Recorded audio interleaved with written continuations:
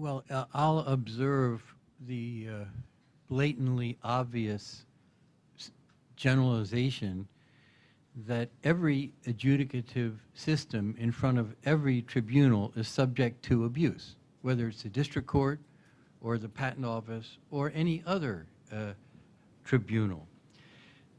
So the question that arises in my mind is, well, did Congress make any effort in enacting the AIA to try to minimize abuse of the new procedures that they enacted?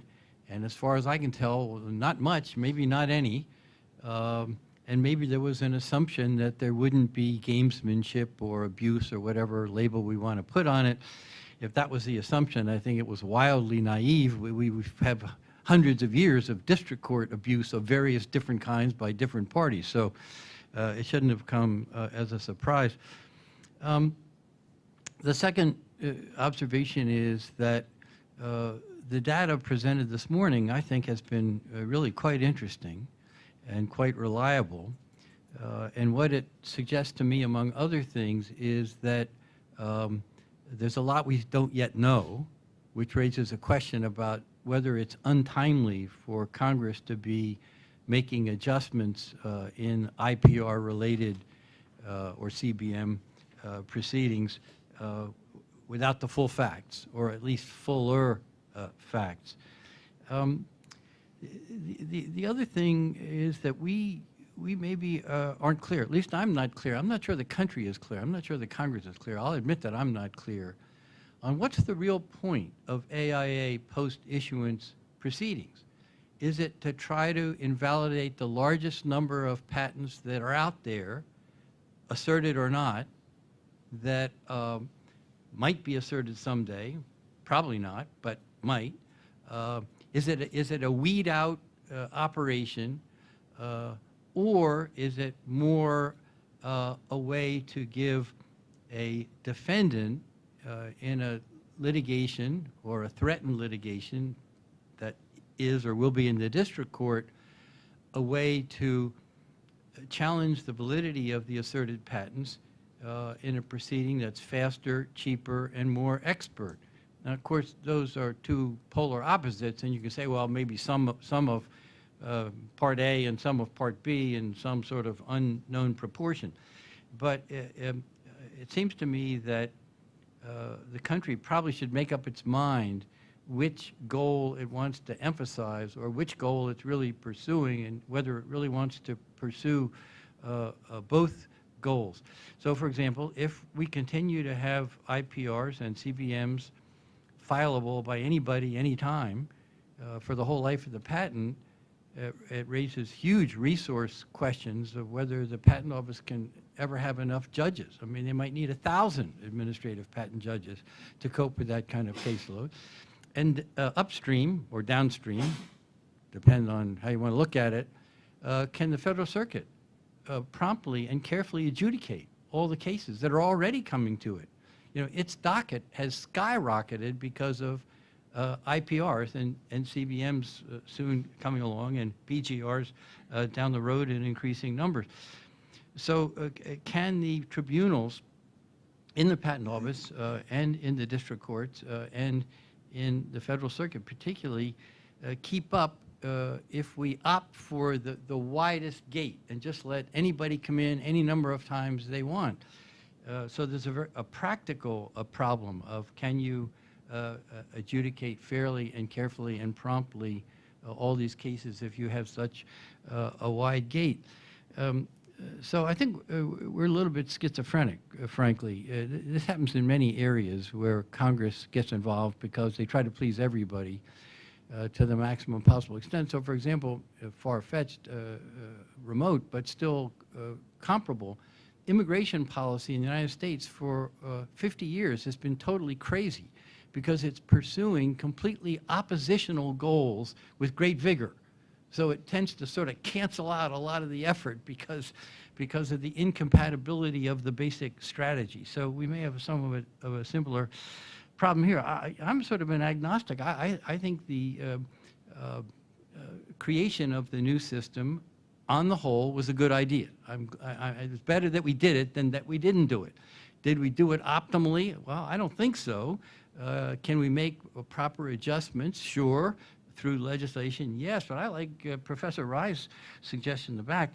The best, if I were the czar in charge of the PTO, I'd be making all kinds of changes using court precedent as a guide, not as binding, but as a guide, and maybe other tribunals' experiences as a guide, to make sure that we keep this fair and fast and cheap and rational and minimize abuse as much as possible. So in my opinion, the leadership should be coming not only from Capitol Hill, but also from inside the PTO, and they should be using the rather broad authorities that they have on their own motion and not waiting to be arm twisted by the Congress. So building on Judge Michel's point or comment, did Congress anticipate and address the kind of opportunity for abuse that we're seeing with these multiple attacks? And again, I won't comment on whether they are actually abusive. Clearly, that was a major focal point of the negotiations around the post-grant framework. Whether Congress ultimately succeeded in building in the necessary safeguards, I think that's certainly subject to dispute given the statistics we're seeing. But I can tell you, having sat at the table for 18 months, 2 years, talking about the post-grant framework during the negotiation process, estoppel, particularly for those in the patent community, was probably our number one priority concern, because estoppel during the estoppel effect of inter-parties re-exam had been essentially non-existent, and that was in part because there was no time limitation on inter-parties re-exam, and estoppel was not triggered until the final appeal. So there was a lot of work that went into trying to create a meaningful estoppel effect, and maybe there was some. So it sounds like we achieved some success if you're talking about the same petitioner, but there's obviously this gaping loophole when you're talking about other petitioners. And it reminds me, as the statistics were being presented, it reminded me of a Silicon Valley law firm that had kind of branded itself as the patent assassins during sort of post-grant review reform. And their entire business model was, if you're sued by a patent owner, we can use inter-parties re-exam to tie the patent owner up in knots. We'll create delays, we'll use every trick in the book to make sure that litigation never moves forward. And what concerns me about what we're hearing today about these sort of multiple attacks by different petitioners or even the same petitioner is you can see the wheels turning in terms of how you might create a business model with that same goal in mind. And I think that really does, I think as Judge Michel so eloquently put it, it really does raise the question of, well, what is the goal of this process? It's clearly not to prevent a patent owner from ever enforcing its rights. That cannot be the goal of this system. And so I do hope, and I know that the PTO has been doing a great amount of due diligence and talking to other folks in the community about how is the system working, what needs to change. But this idea of having multiple infinite bites at the apple by potentially an infinite number of petitioners does to me seem highly problematic, and clearly that was the major worry concern we had when this idea of having an expanded post-grant review system was contemplated, because again, keep in mind there are now all these different tracks.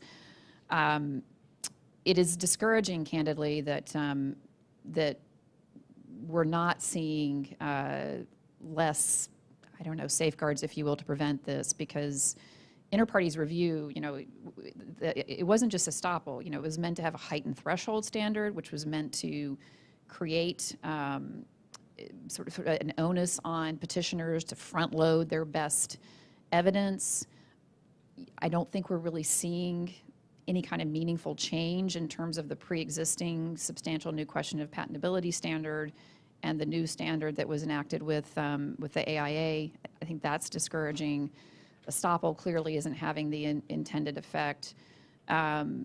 So, you know, clearly there's more work to be done, but I do go back to the comment that Senator Coons made and that Judge Michel echoed in his points, that if you think about what this does, not only to a patent owner, but also to, you know, early stage investors in research and development, if post-grant review becomes an endless minefield for patent owners, then we really are, I think, creating a significant chilling effect in terms of R&D intensive investments. And, you know, as a company that invests about $5 billion a year in R&D, you know, we can withstand the risk of post-grant, but it's the smaller inventors, innovators that are really going to be harmed, I think, potentially, unless we can try to solve this problem. And again, we obviously need more data to understand, you know, what is the exact nature of the problem. But it does sort of call, you know, as we talk about so much of the rhetoric around patent litigation over the past few years has focused on, you know, abuse by patent owners. Clearly, opportunities for abuse exist, you know, by petitioners, defendants as well. And I think you know, this discussion really highlights that dynamic. Yeah, I think the PTO, to answer Artie's question, the PTO or the PTAB hopefully does and really ought to have the ability to set up regulations and put requirements on petitioners so that they can most efficiently manage this process, combine what needs to be combined, treat separately what needs to be separately. I was actually very encouraged to see that the PTAB is so active in trying to manage these situations. I think it is a little shocking to see so many identical petitions, but understand what's going on there. One company has filed a petition. A lot of smaller companies are also in litigation and need to have that litigation stayed. If you're telling them, gee, it's really, you should not be able to file this petition, you're telling them, you need to keep litigating, right? Because you were all sued in district courts. And that doesn't make a lot of sense either. So it's important to keep that unpacked there. But as Laurie said, PTAB's been doing a great job of listening and is really thinking about how to run these procedures efficiently, and that's terrific. As for the statistics, we keep coming back to that, and I want to make one point. I know in my heart of hearts, if we were seeing an institution rate of 40% and an invalidation rate of 40%, we would be hearing, my God, this is horrible that we're putting these patent owners through having to respond to these challenges, and we really need to set up the system differently to change the incentives about who's filing these things. Can I just clarify, you're saying that it doesn't matter what the numbers are? We would be hearing a lot of complaints. I think the same people would complain. So the one thing, I definitely agree. I said it to somebody, probably not as part of this whole thing, but I really think it's too soon to be talking about legislatively changing the IPR process. And I would have added to, you know, the estoppel not having, you said the estoppel's not having its intended effect. And I guess what I would add to it is yet, because I don't think enough time has gone by for people to really understand and see that estoppel kind of kick in. And I don't think the stats about what's getting canceled and how many are getting canceled, I don't think that's leveled out. And, you know, I don't think the case law, Fed Circuit hasn't come out and said anything yet, or any district court that I'm really aware of, but certainly not the Fed Circuit about the privity the privity provisions in the statute. And so there's just a lot of stuff in flux, which again is why I personally, it all counsels towards a lot of caution towards using the thing. But I do want to comment a little bit about the multiple petition thing. You know, I didn't see anything wrong kind of with what happened there, and I liked what the PTAB did. You know, given the facts that we saw, I mean, the PTAB sort of dealt with it, right? These are multiple patents being asserted against multiple different companies. They're each in their own case, thankfully, due to the AIA. and they're all kind of being sued, and they all want to be able to defend themselves, right? I mean, it's sort of a due process right. I want to be able to defend myself, and I want to be able to avail myself of this proceedings and the options that are available to me.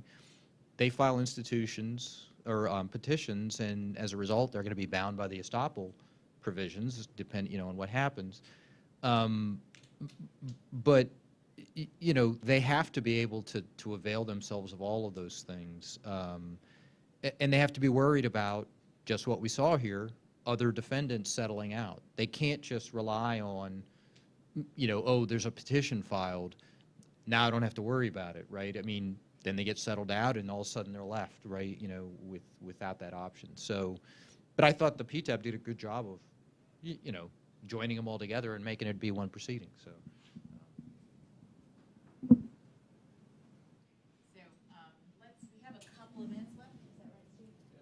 Okay, so let's go to the audience unless we have anything more from our commentators. Marty, let me just throw out quickly one other factor. I talked before about the delay that can be engendered by IPRs, and particularly if there are multiple overlapping IPRs. But the other factor that we need to focus on, I think, is affordability, both in the district court and in the patent office. Because there's a huge literature about the extent to which small and middle-sized firms, startups, university-spawned entities, and so forth have been critical in providing job growth, technological breakthroughs and leadership, and prosperity increases. Kauffman Foundation, multiple studies, Census Bureau, multiple studies. Some of them suggest that most net new jobs and most net new wealth and most technological breakthroughs have come from smaller entities than the giants. So if you focus on the challenges of smaller entities at several $100,000 per proceeding, it starts to become a serious cost to a patent-owning smaller entity, just in the patent office. And then to enforce, if they succeed in the patent office, then they have to spend more money and more years in court. So affordability is a big issue. Now, Senator Coons talked a lot about the difference between different groupings of technology, sort of life sciences versus electronic or internet or software. But there's another dichotomy that we should also be conscious of that's part of this big picture, and that is size of entity. There are 30,000 companies in the United States today that are in the commercial world. If you focus on the Fortune 100, or even the Fortune 500, that still leaves 29,000, and you can do the math, unaccounted for. If we unduly impede the smaller entities in an effort to relieve burdens on the biggest, richest entities, it might not be a net benefit trade-off for the country. So it's another consideration that should be part of our discussion. All right. So any other thoughts? I know there are folks, yes. Who haven't spoken, who would like to speak? Hi. I'd like to talk a little more practical about IPRs and CBMs. I've been part of 32 for patent owners, so you kind of know where I'm coming from. But to me, I feel like in this presentation, I'm living in a different universe, because it seems so obvious to me that it is so biased against the patent owner. And what you're looking for is a reason why the data is wrong. The data is correct. This system has been made to basically destroy patents, as Judge Michel said. And one of the things I think you can look at, I take Judge Bolak's comment about, well, the PTO doesn't really look at, the statistics because it's based on the merits of the patent. One thing you might want to look at is the motions. In my experience as a patent owner, I lose every motion. And the PTAB seems to want to do whatever the petitioner wants them to do. The other thing you want to look at is, are the rules applied the same in every case? So for example, let me tell you about 3 things. One is errata. So the rules say, you know, after a deposition, you're not allowed to, you shouldn't be allowed to file errata. Well, sometimes panels allow it, sometimes they don't. Some of them allow it for petitioner because petitioner gets an extra brief, but then they don't want to give it to patent owner. It is not applied fairly across the entire system. The other issue is how much information from the district court case should be important in the IPR. And I was part of the first IPR, and the panel said that whatever the district court said doesn't matter. But I've been in oral hearing where the administrative judge said, well, what was happening in the district court case? So I don't know what kind of education the administrative judges get, but I don't think they're talking to each other. So one thing you can look at is, like I said, motions bias. See who's winning the motions and see if there's a bias against petitioner, against patent owner. And the other thing is to see how these decisions are decided from case to case. And then the other issue is joinder. I've been the patent owner and tried to get joinder and been denied. And I've seen almost in every case when the petitioner asks for joinder, they get it. So from my perspective, it's an incredibly unfair, it's even, and I do a lot of patent prosecution, and it is so much more unfair than patent prosecution. And if I were Google or I were Comcast, I would IPR every single case. We don't. I know you don't, but if just from my experience, like Judge Michel said, it's so much in your favor, I don't understand why you don't do it. And if you don't, come talk to me, I'll do it for you. I